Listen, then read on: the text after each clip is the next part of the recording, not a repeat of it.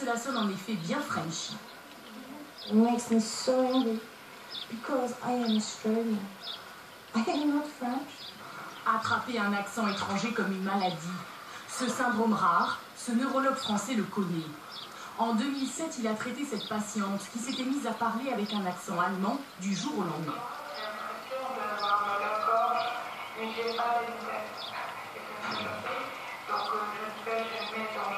Son entourage s'est inquiété, a trouvé que ce n'était pas normal après avoir cru à une plaisanterie.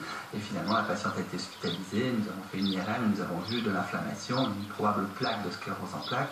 Une sclérose en plaques, une tumeur, un AVC peuvent endommager cette région très précise du cerveau qui commande la motricité du visage. Ces patients ne parlent donc pas avec un accent étranger, c'est leur articulation qui est altérée et l'entourage croit reconnaître un accent. Si son cerveau est traité, Léane Rowe pourrait récupérer cette sonorité rustique et la fierté des Australiens.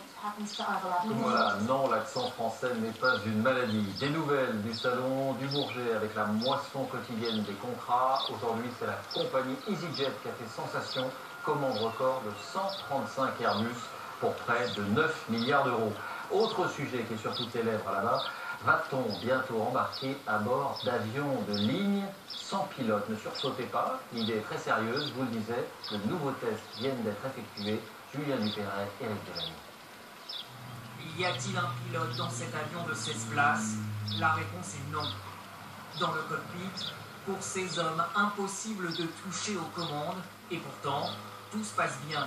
En fait, c'est du sol qu'il est entièrement piloté. 800 km sans commandant de bord au milieu du trafic aérien.